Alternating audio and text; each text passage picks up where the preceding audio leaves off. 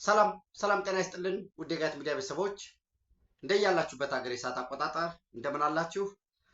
እንደምን ቆያችሁኝ?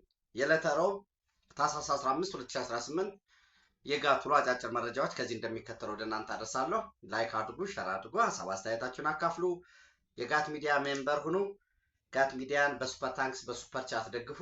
ከምንም በላይ አብራችሁ ስላላችሁ አብራችሁ ስለምትሆኑ እጅግ የከበረ ምስጋና ይድረሳችሁ። አብረን ስንቆይ ሶስት አጫጭር መረጃዎችን ወደ እናንተ አደርሳለሁ። የመጀመሪያው በትግራይ ክልል ባሉ የተፈናቃዮች መጠለያ ጣቢያ ይሄ አይዲፒ የምንለው በዛ ውስጥ ያሉትን ተፈናቃዮች በተለይ ከሰሞኑ ከተፈናቃዮች የአካል መቀነስ ወይ ከረሃብ መገለጫ ከዛ ጋር ተያይዞ የትግራይ ጊዜያዊ አስተዳደር ፕሬዝዳንት ሌተናል ጀነራል ታደሰ መልእክት እሱን እናያለን። ከዛ በመቀጠል እንግዲህ ኢትዮጵያና አሜሪካ በነገራችን ላይ ይህን በዚሁም መጨረስ ስለሚጠበቅብን በትናንትናው ዕለት ለ5 ዓመት የሚቆይ የ1.6 ቢሊዮን ዶላር የጤና ዘርፉን ለማሻሻል ስምምነት ፈጽመዋል። ከአሁን ጃንዋሪ 1 ዛሬ ስንት ነው? 24 አይደል? ያ ከ7 ቀን በኋላ ያው ከአዲሱ ዓመት ጀምሮ ከጃንዋሪ 1 እስከ 2026 እስከ 2030 የሚቆይ የትብብር ማዕቀፍ ነው። በዚህ የትብብር ማዕቀፍ በኤችአይቪ ኤድስ፣ በቲቪ በሽታ በመከላከል በማከም የወባን ስርጭትን በመክታት በማከም የእናቶችና ህፃናት እንክብካቤ ይሄ ወረርሽኝ እሱን እንዲሁም የጤና ባለሙያዎችን አቅም በማሻሻል በትምህርት በስልጠና የሚገለጽ በተመሳሳይ የጤና ዘርፉን የጤና ሴክተሩን መሰረተ ልማት በማሻሻል ረገድ የሚውል ነው። ይሄ በኢትዮጵያ ግዙፍ ነው። በነገራችን ላይ የ1.6 ቢሊዮን ዶላር ነው። ከዚህ ውስጥ ወደ 1.16 ቢሊዮን ዶላር በቀጥታ ከአሜሪካ መንግስት የሚቀርብ ይሆናል። ቀሪውን ወደ 460 ሚሊዮን ዶላር ገደማ ደግሞ የኢትዮጵያ መንግስት ያቀርባል። ይሄ ሲደመር በአጠቃላይ ወደ 1.6 ቢሊዮን ዶላር ገደማ ይሆናል። የኢትዮጵያና የአሜሪካ ግንኙነት እንደምታውቁት በጣም ከአንድ ክፍለ ዘመን በላይ ወደ 120 ዓመት የሚጠጋ ነው። ሁለቱ ሀገራት የዲፕሎማሲ ግንኙነት ሲጀምሩ ንግድ ነበር፣ ለኮመርሻል ፐርፐዝ የተከፈተ ነው። እንግዲህ በኋላ ላይ በሂደት ከኮመርሻል ፐርፐዝ ይልቅ ወደ ድጋፍ ሰጭና ድጋፍ ተቀባይነት፣ በኋላ ደግሞ ሪዮት ዓለም ተቀበል አትቀበል፣ በኋላ ደግሞ ይሄ ወደ መቆጣጠር ያደገበት ሁኔታ አለ። ይሄን እንግዲህ ኢኮኖሚያችን እያደገ ራሳችን እየቻልን ስንሄድ ተመልሶ ባይላተራል ሪሌሽንሺፑ የሁለትዮሽ ግንኙነቱ እያደገ የሚሄድበት በዋናነት ደግሞ ወደ ኢንቨስትመንት እያደገ ይመጣል ማለት ነው።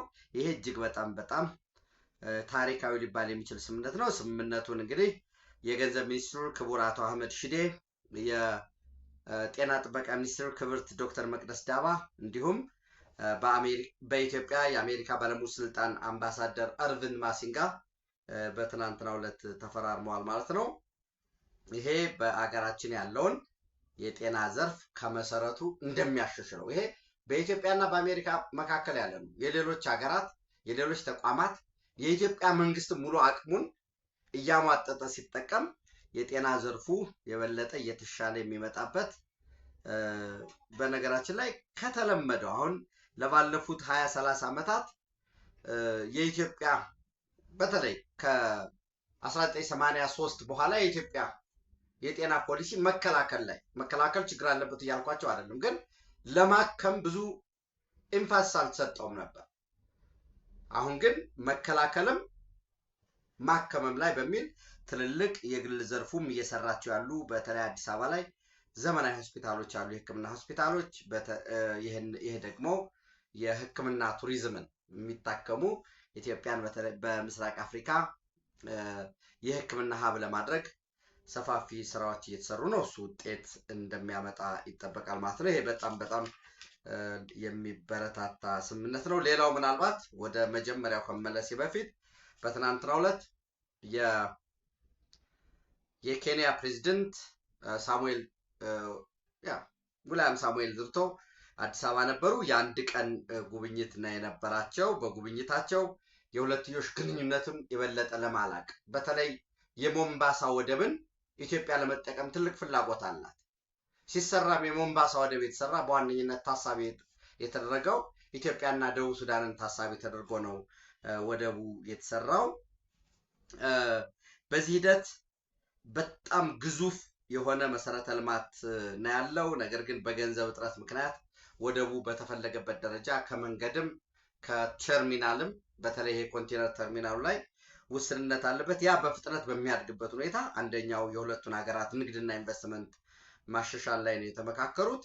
ሁለተኛው የቀጠናዊ ሰላሞች በተለይ ኢትዮጵያ ከዚህ በፊት ኪስማዮ ላይ ኬንያ የጁባላንድ ፕሬዚዳንት አህመድ ኢስላም ማዶቤን በአብዛኛው ማዶቤ ተብሎ የሚጠራውን እሱንና የፌዴራል መንግስቱ ፕሬዚዳንት ሐሰን ሼክ መሐመድን ለማገናኘት ለማደራደር ኢትዮጵያ ማብራ በታዛቢነት በሚባል ደረጃ ድርድር ተጀምሮ ነበር። እሱ ውጤት አላመጣም። አሁን ደግሞ ኢትዮጵያ እያሸማገለች ነው። ለዛ ነው ለአፍሪካዊ ችግር አፍሪካዊ መንስኤ በሚል በዊልያም ሩቶ ጽሑፍ ላይ የተቀመጠው ማለት ነው። ሌላው የጋራ ኢንቨስትመንትን የማሳደግ ኢትዮ ቴሌኮም እና የኬንያው ሳፋሪኮም አብረው የሚሰሩበት ሳፋሪኮም ዳይቨስት አድርጓል። ምንድነው ሸሮቹን እየሸጠ ያለበት ሁኔታ አለ። በዛ ሸር መሸጥ ውስጥ ኢትዮ ቴሌኮምም ድርሻ እንዲኖረው በጋራ ጆይንትሊ ሌሎች ከዚህ ከኤምፔሳ የመኒ ትራንስፈር አንጻር ግዙፍ የሆነ የኢትዮጵያን ኢንቨስትመንት ሆልዲንግ ዶክተር ብሩክም አብረው በስብሰባው ላይ ታድመዋል።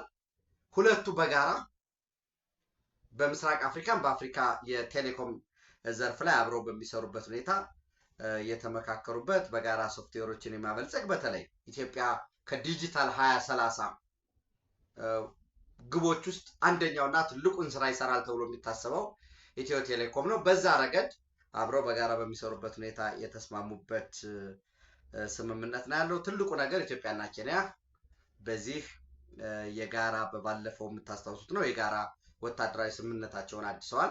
ኬንያ ነፃ ከሆነች በኋላ ኦልሞስት ለ60 ዓመት በኋላ እንደገና አዲስ ስምምነት የተፈራረሙበት የጋራ ወታደራዊ ስልጠና ለመስጠት የጋራ በሚሊተሪ ኢንዱስትሪ ኮምፕሌክስ ላይ የጋራ ወታደራዊ ኢንዱስትሪዎች ላይ በማቋቋም በልምድ ልውውጥ በመረጃ ልውውጥ በጋራ ስልጠና በሰላም ማስከበር ረገድ በዚህ የተመካከሩበት ሁኔታ ነው ያለው። ይሄ ሁለቱ ሀገራት ግንኙነት እየጠነከረ መሄድ ከምንም በላይ በምስራቅ አፍሪካ ኢኮኖሚያዊ ውህደት በሂደትም ደግሞ ወደ ፖለቲካዊ ውህደት ለመሄድ የሚደረገውን ጥረት የሚደግፍ ነው። ሌላው እንግዲህ የኢጋድ ጉዳይም አለ እንደ ተነጋገሩበት የኤርትራ ኢጋድ ለቆ መሄድ እነዚህ ጉዳዮች አሉ። አንዳንድ የተለያየ ነገር ከራሱ ኢንተረስት አንጻር ሰዎች የተለያየ ነገር እያሉ እያወሩ ነበርና ኤኒዌይስ this the reality። ሌላው እንግዲህ በትናንትናው ዕለት ትናንት ማክሰኞ የተባበሩት መንግስታት ድርጅት የጸጥታው ምክር ቤት ስብሰባ ነበረው። በተለይ ሶማሊያን በሚመለከት ሁለት ወሳኝ ጉዳዮችን አጽድቋል። የመጀመሪያው በእንግሊዝ መንግስት በዩናይትድ ኪንግደም በኩል የቀረበው ነው። የአውሶም የአፍሪካ ዩኒየን ሰፖርት ኤንድ ስታቢላይዜሽን ሚሽን ኢን ሶማሊያ አዲሱ አትሚስን የተካው አፍሪካ ትራንዚሽን ሚሽን ሶማሊያን የተካው ለአንድ ዓመት ፋንክሽናል እንዲሆን ከ31 ዲሴምበር አሁን ከሚመጣው ከ7 ቀን በኋላ ጀምሮ ለአንድ ዓመት ፋንክሽናል እንዲሆን ተወስኗል ማለት ነው። ከ31 ዲሴምበር እስከ መጪው 31 ዲሴምበር 2027 ማለት ነው። ለአንድ ዓመት ነው 31 ዲሴምበር 26 ድረስ እስከ መጪው ዓመት ድረስ እንዲራዘም ተወስኗል ማለት ነው ለአንድ ዓመት። ሁለተኛው ሶማሊያ ውስጥ በመንግስት ግንባታ የሰብአዊ መብት ድጋፍ በመስጠት ሞሮርለስ የመንግስትነት ሚና የነበረው የዩናይትድ ኔሽን ትራንዚሽናል አሲስታንስ ሚሽን ኢን ሶማሊያ የሚባለው የኤንቲኤምአይኤስ ከ9 ወር በኋላ ማለትም በ31 ኦክቶበር 2026 ሙሉ ለሙሉ ሲዝ እንዲያደርግ ወይንም ምንድነው እንዲያቋርጥ የአገልግሎት ዘመኑ እንዲያበቃ የተወሰነበት ሁኔታ አለ። በዚህ ረገድ በነገራችን ላይ ብዙ ጸሐፊዎች ለምንድን ነው የአሜሪካ ድጋፍ እየቀነሰ ነው ያለው? የመጀመሪያ ነገር። በሁለተኛ ደግሞ የተባበሩት መንግስታት ድርጅትም ለሶማሊያ በሚሊተሪ ዘርፍ የሚደረገው ድጋፍ እየቀነሰ በመጣበት የዓለም አቀፍ ኢኮኖሚው የዓለም አቀፍ የአገራት ፍላጎትም ደግሞ ወደ ውጭ ከመመልከት በፊት ወደ ውስጥ ራስን በመመልከት ራስን የማጠናከር ራስ ላይ ብዙ ኢንቨስት የማድረግ ከአሊያንስ ከዚህ ከተለመደው አሊያንስ ይልቅ አዳዲስ የጂኦፖለቲክስ ጉዳዮች እየተሰሩ ፎርሜሽን ላይ ባለበት ወቅት የዚህ ዩናይትድ ኔሽንስ ትራንዚሽን ሚሽን ዩናይትድ ኔሽን ትራንዚሽናል አሲስታንስ ሚሽን ኢን ሶማሊያ ሲዝ አድርጎ ይህ እንግዲህ አስቀድሞ ዩኒሶም የነበረው ማለት ነው ወደ ዩኤንቲኤምአይኤስ የተቀየረው ይሄ ትክክል አይደለም የሚሉ ጽሁፎች እየወጡ ነው። በዛ ላይ እንግዲህ በሶማሊያ የአሜሪካ ባለሙሉ ስልጣን አምባሳደር ሪኮል ከተደረጉት ሊቀየሩ በአሜሪካን ፈረስ ፖሊሲ በዶናልድ ትራምፕ አዲሱ ፍልስፍና ወይ አካሄድ መሰረት እንዲቀየሩ የተጠሩ ናቸው። በዛ ዙሪያ ሰፋፊ ትንተናዎች ሰፋፊ ጽሁፎች እየወጡ ነው። አንድ ጽሁፍ በኢትዮጵያ የአሜሪካ ባለሙሉ ስልጣን አምባሳደር አልቬን ማሲንጋም እንዲሁ የሚቀየሩ ናቸው የሚል ጽሁፍ ወጥቶ ነበር። ነገር ግን ኤምባሲው የለም አንደኛ የሚቀየሩም አይደሉም፣ ሁለተኛ በትናንትናው ስለነበረ ጽሁፍም የወጣ የሚቀየሩም አይደለም ስራ ላይ ናቸው የሚል ጽሁፍ ወጥቶ ነበር። አይታችሁት ከሆነ በጥቅሉ የቀጠናዊ ጉዳዮች እነዚህ ነው የሚመስሉ። ምናልባት አዳዲስ በመካከለኛው ምስራቅ በተለይ የእስራኤልና የቱርክ ፍጥጫ እንደገና ይሄ ፖለቲካል ፍጥጫቸው የቃላት ልውውጣቸው እንደገና ያደገበት ሁኔታ አለ። ቱርክ እስራኤልን ትከሳለች። ግዛት ማስፋፋት ይፈልጋሉ። ይሄ ባይብሊካል ማፕ አላት እስራኤል። ያ ከግብፅ ሲናይን ወስዶ የአባይ ተፋሰስ አንድ አካል የመሆን ከቱርክም ቦታ ይፈልጋሉ።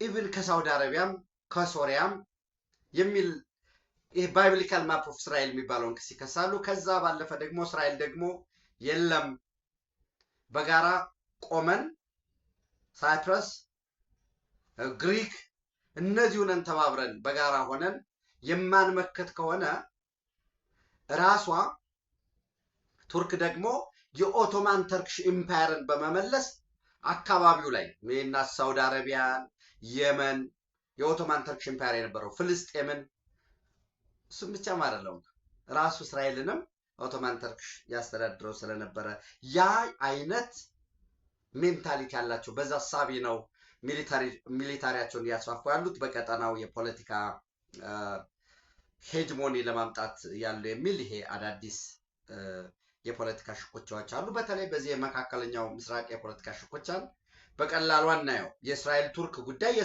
ጉዳይ ብቻ አይደለም። ቱርክ ሶማሊያ ላይ ከፍ ያለ ይዞት አለው።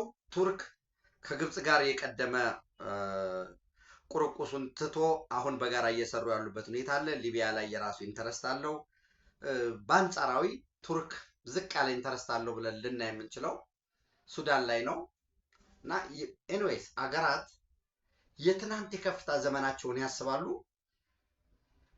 የሚወድቁም በትናንት መንገድ ነው የሚል ያው ታሪክ በዛው መንገድ ነው የሚደገም የሚሉ አንዳንድ ትንተናዎች አንዳንድ ጽሁፎች አሉ። ኤኒዌይስ ከመካከለኛው ምስራቅ በተለይ ከኢትዮጵያ የቀይ ባህር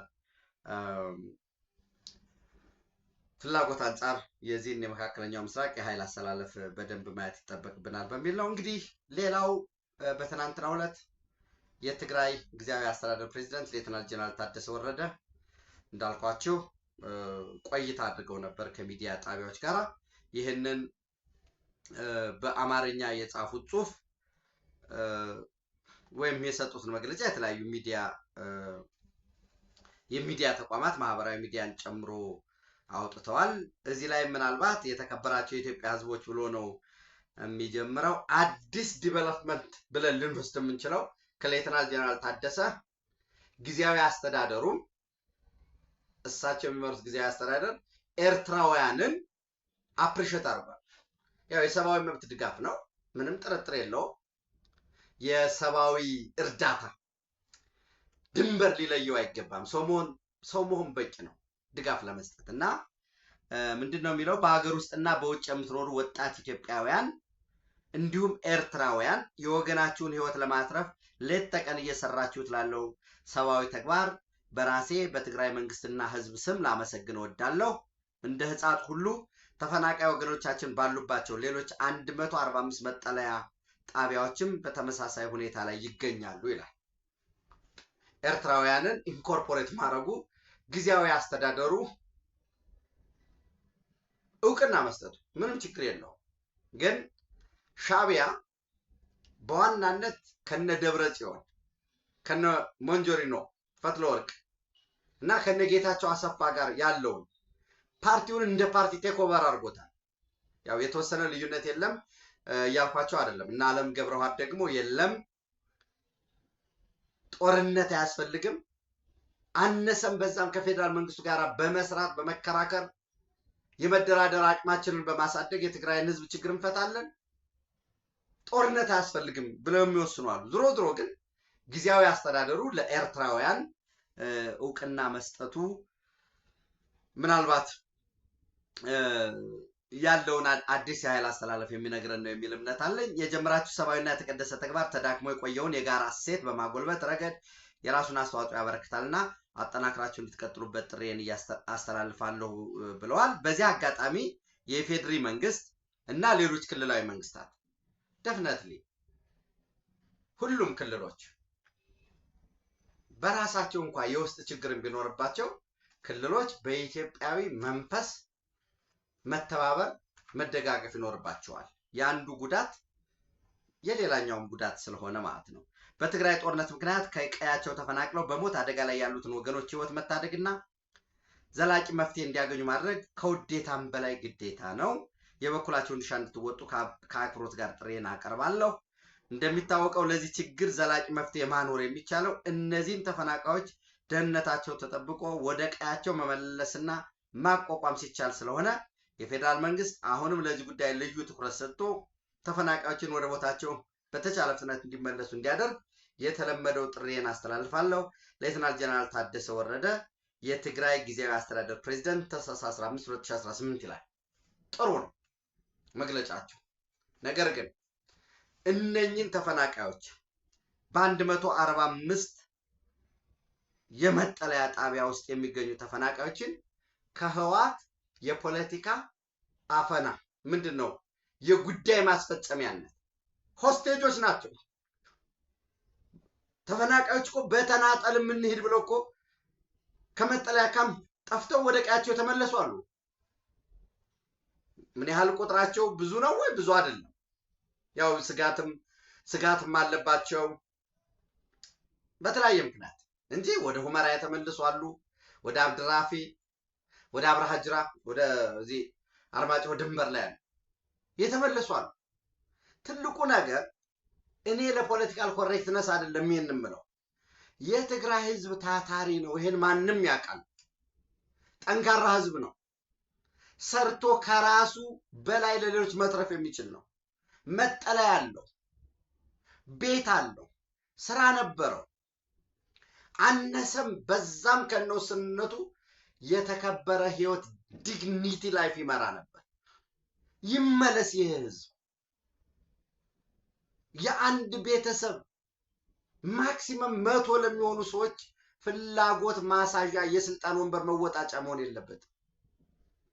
የትግራይ ልሂቃን፣ የትግራይ የፖለቲካ፣ የቢዝነስ፣ የሃይማኖት የትግራይ ህዝብ ከህዋት በላይ ነው።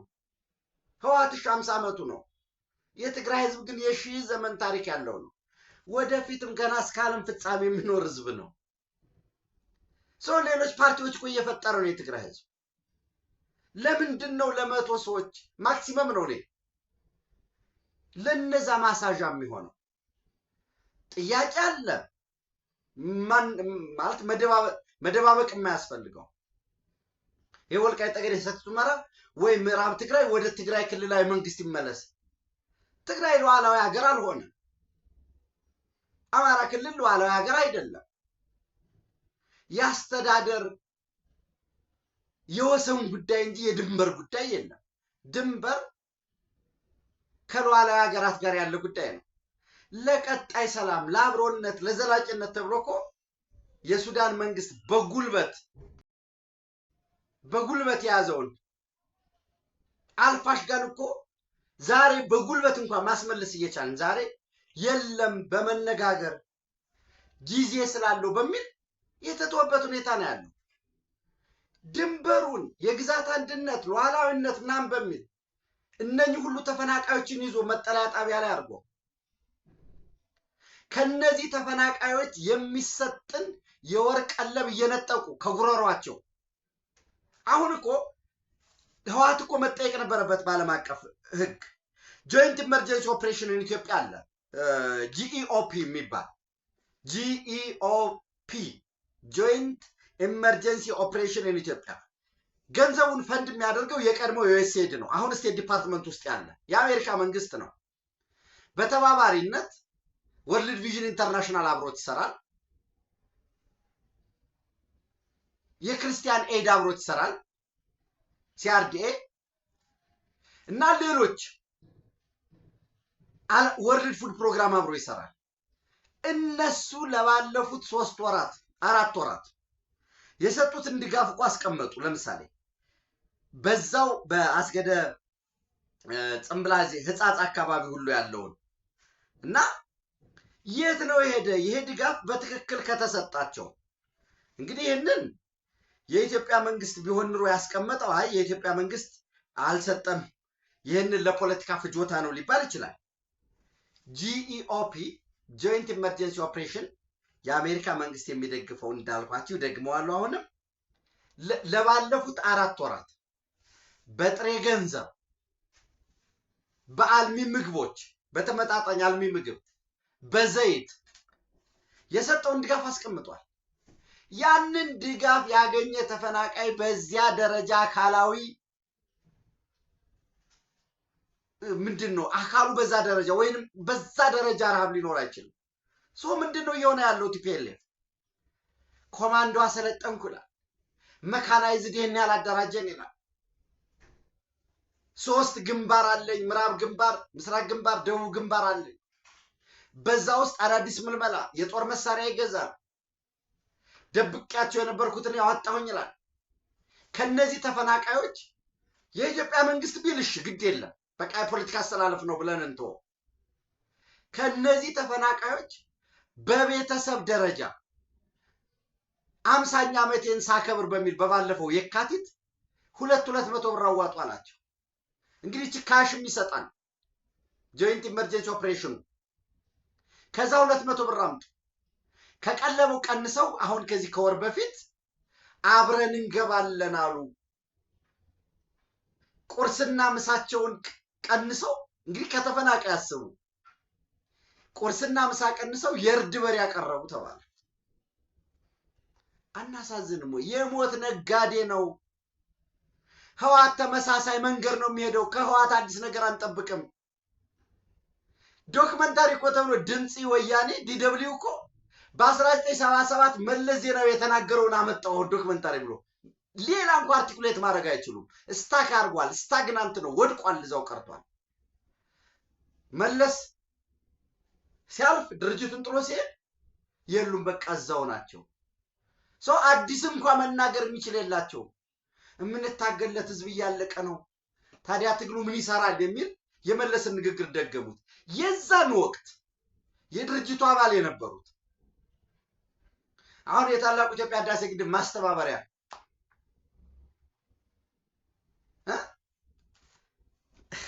እኮ በጣም ነው የሚገርመኝ። ማለት እኔ አንዳንድ ሰዎች ማለት እንዲህ የሆነ ህወሓት አዲስ ፓርቲ አይደለም። አይነው ማደጎቹ ተቆራጭ የሰጣቸው ስልጣን ሰጧቸው የነበረ ጥቅም ያሳጣቸው ሰዎች እንዲመጣ ሊናፍቁ ይችላሉ።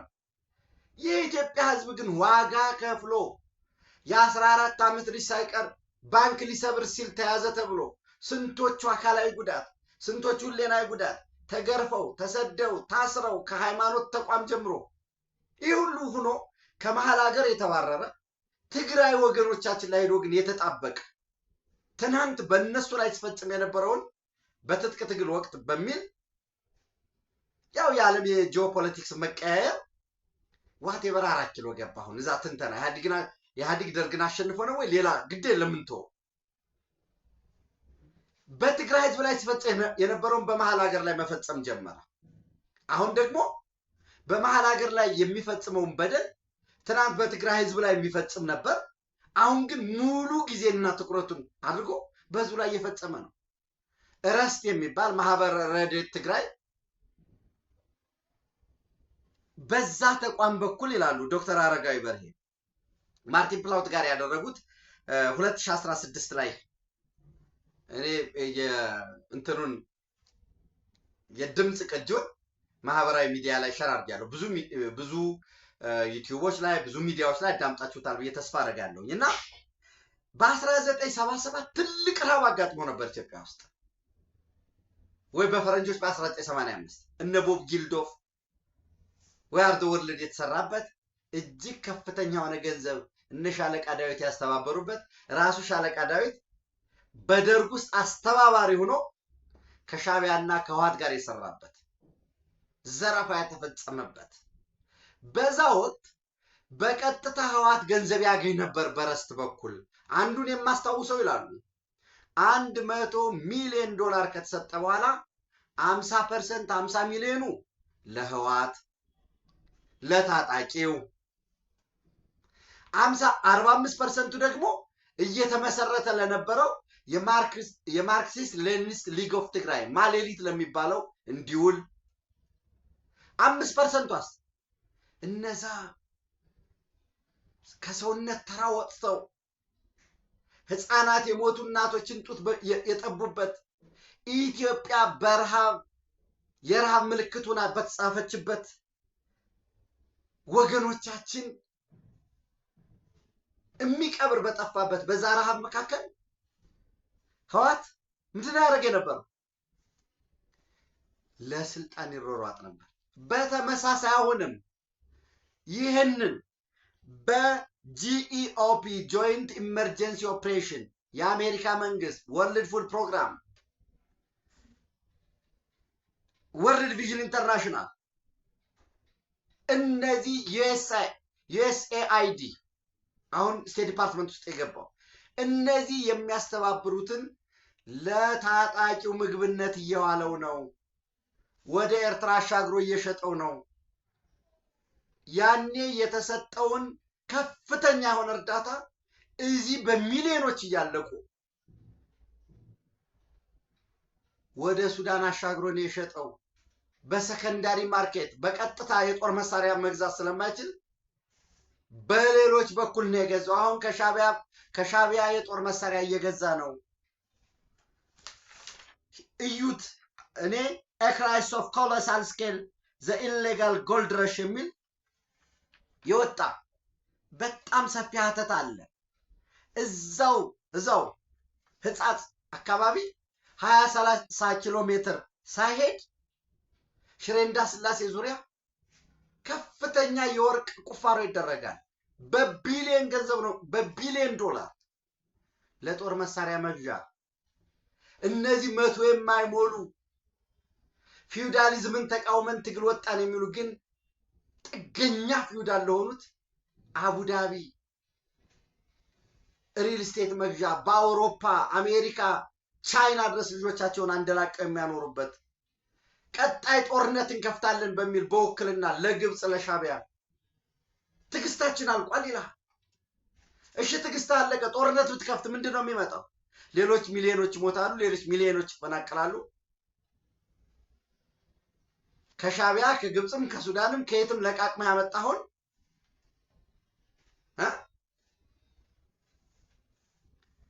ከሀውቲ በዚህ ባሳ ማስገሪያ ጀልባዎች ከየመን በኩል እየመጣ ያ ሁሉ የጦር መሳሪያ አንተ ስትተኩሰው ሌላው አይተኩስም ወይ? ሌላ ሞት አይደለም ወይ የሚመጣው?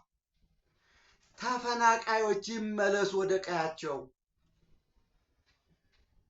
አሁን ታህሳስ ላይ ነን። 3-4 ወር በኋላ ግብርና እርሻቸውን ይጀምሩ የሚያርሱት። መንግስት ሰራተኞች ይስሩ። ሁሉም ወደ ቀደመ ሙያቸው ይመለሱ። ከዛ ጥያቄው ይቀጥል። የለም ወልቃይት ጠገዴ በእኛ በኩል ይተዳደር። ሌሎችም ካሉ እንደ አማራጭ የሚታይ እሱን ማድረግ ነው። እነዚህን ግን 145 ጣቢያ ላይ አስቀምጦ ዛሬ ትናንት አይደለም። ለወያኔ ለህዋት ሁልጊዜ ትናንት ነው። በቃ በትናንት ላይ ሆኖ በትናንት አካሄድ እየታገልኩ ዛሬን አሸንፋለሁ ይላል። የኢትዮጵያ መንግስት እኮ እንግሊዝ፣ አሜሪካ፣ የአውሮፓ ህብረት፣ ካናዳ፣ ኖርዌይ እነዚህ ያሉበት የአምባሳደሮች ቡድን አቋቁሞ በሂደት ይፈታል። እውነት ነው። የማንነት ጥያቄ አለ በሁለቱም በኩል። ተፈናቃዮች ግን ይመለሱ። ምክንያቱም ተመልሰው ነው በየት በኩል እንተዳደር የሚለው የሚያስፈልገው። ነገር ግን ህወሓት የለም አብሬ ነው ታዝዬ ነው የሚሄድ፣ በተፈናቃዮች ነው ምድነው። ሰው ህወሓት ድናለሁ ካለ በረሃብ ሊፈጃቸው ይችላል። ይህ እንዳይሆን ረሃብ ቀን ስለማይሰጥ ኢትዮጵያውያን ሁላችንም ያቅማችንን እንደግፍ። ስንደግፍ ግን ያንን የጦርነት ነጋዴ የረሃብ ነጋዴ በሞት ለሚፋፋው ድርቅ ሲመጣ ረሃብ ሲመጣ በሚፋፋው በሚበለጽገው ሌላ ተጨማሪ የጭቆና ሌላ ተጨማሪ የብዝበዛ ኔትወርክ በሚዘረጋው ህወሓትን በሚያድን መንገድ መሆን የለበትም። ምክንያቱም ህወሓት የሚፈልገው ይሄንን ሰው ሁሉም ክልሎች፣ ሁሉም የከተማ መስተዳድሮች፣ ሁሉም ኢትዮጵያዊ አቅሙ የቻለውን ያህል ሁሉ ለትግራይ ህዝብ አለንልህ በማለት አለይታ በመሆን ከምንም በላይ የተፈናቀሉ የትግራይ ወገኖቻችን ወደ ቀያቸው እንዲመለሱ ያልተቋረጠ ጫና ያልተቋረጠ ጥረት በማድረግ ከደብረ ጽዮን መንጋጋ ከጌታቸው አሰፋ መንጋጋ ከፖለቲኮ ሚሊተሪ ወታደራዊ ጃኬትና ስክሪፕቶ ይዘው በአውሮፓ በመካከለኛው ምስራቅ አሜሪካ ሪል ስቴት ከሚገዙ አንድ ጀነራል አዳምጣቸዋል። ባንክ ልወርስብህ ነው ሲለው በባለፈው እኮ ይሄን ያህል ሚሊዮን ብር ከፍያለሁ ይላል። ልቻለሁኝ እኮ ይላል። ያ ሰው ጦርነት ሜዳ ላይ ነው ያለው፣ ግን ከኋላ ወርቅ እየወጣ ነው፣ እየተሸጠ እየተነገደ ነው። ዛሬም እንዳልኳቸው እንግዲህ የኢትዮጵያ መንግስት ይሄንን ረዳሁ ቢል የለም አልረዳህም ውሸት ነው ይባል ይሆናል። ግን የአሜሪካ መንግስትንም በራሱ የተሰጠው ድጋፍ ያንን የስነ ምግብ ባለሙያዎች አስተያየት ይስጡበት። ግን ዓለም አቀፍ የሆነው ለምሳሌ ምንድነው የሚለው ሞዳሊቲ በምግብ በካሽ በምግብ በካሽ በሚል ሴፕቴምበር፣ ኦክቶበር፣ ኖቬምበር፣ ዲሴምበር ፕላን አይዲፒ 260542 የተሰጣቸው ግን 257896 እያለ ከነ ፐርሰንቱ በካሽ 444071 የወጣው ገንዘብ ግን 441285። ስለዚህ ኦዲት መደረግ አለበት። አላርም አርጓል። እነኚህ ድጋፍ እያደረጉ ያሉ የጆይንት ኤመርጀንሲ ኦፕሬሽን ላይ እየተሳተፉ ያሉትም ተቀናጅቶ ይሄ ከተሰጣቸው ዘይቱ የተመጣጠነ ምግብ ከሆነ እንዴት በዚህ ደረጃ ሰውነታቸው ሊያልቅ ቻለ? የሆነ ጉዳይ አለ ማለት ነው። ገንዘቡንም እየተወሰደ ያለው እንግዲህ መሀል ላይ ችግር አለ በሚል ጥረት ግፊት መደረግ መቻል አለብን። ተፈናቃዮች ወደ ቀያቸው እንዲመለሱ ሁለንተናዊ ጥረት እናድርግ። ጦርነት አይጠቅምም። ቲፒኤልኤፍ በ60 ምናምን በ77 ሞዴል ተጠቅሞ ጦርነት ሊያሸንፍ አይችልም። ጦርነቱም የትግራይ ህዝብ አይደለም። ጦርነቱ ለሻቢያ እንደ ስትራቴጂክ ዴብዝ ውጊያውን ከኤርትራ ማራቅ ነው። እራሱ ጦርነቱም የኤርትራ ህዝብ አይደለም። ጦርነቱ የግብጽ ጦርነት ነው። አይጠቅምም። ኤርትራ ከማንም ሀገር ጋር ወዳጅ መሆን መብቱ ነው። ግን ከታሪኩ ታሪክ፣ ከባህሉ ባህል፣ ሃይማኖት፣ ተመሳሳይ ቋንቋ፣ እምነት፣ ፍልስፍና ከአንድ ማህፀን ይወጡ በጥገኛ ተላላኪዎች አንዱ አዲሃሎ አንዱ 4 ኪሎ ሆነው አንድ ቤተሰብን በዋናነት ኢትዮጵያን ከቀይ ባህር ለማራቅ በሚል በ40 ኪሎ ሜትር ርቀት በአይን በሚታይበት ሚራዥ ርቀት ከቀይ ባህር ኢትዮጵያን ለመነጠል ተብሎ የተፈጠረው ነገር እስከ ዛሬ የፈሰሰው ጦርነት በቂ ነው። ሌላ ጦርነት አያስፈልግም።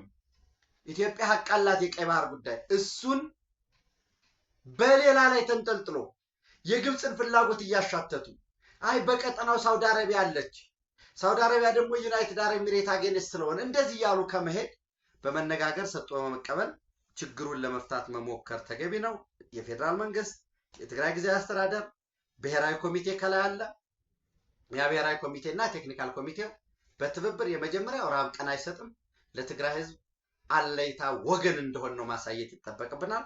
ከዛ ባለፈ ግን ዘላቂው መፍትሄ እጅግ ቢበዛ በቀጣይ 2-3 ወር ውስጥ ወደ ቀደመ ቀያቸው እንዲመለሱ ስራ መሰራት አለበት። ዘላቂውም እሱ ነው ለማለት ነው። ሌሎች ተጨማሪ መረጃዎችን ምሽት በጋት ዕለታዊ ወደ እናንተ ደርሳለሁ። ታንኪዩ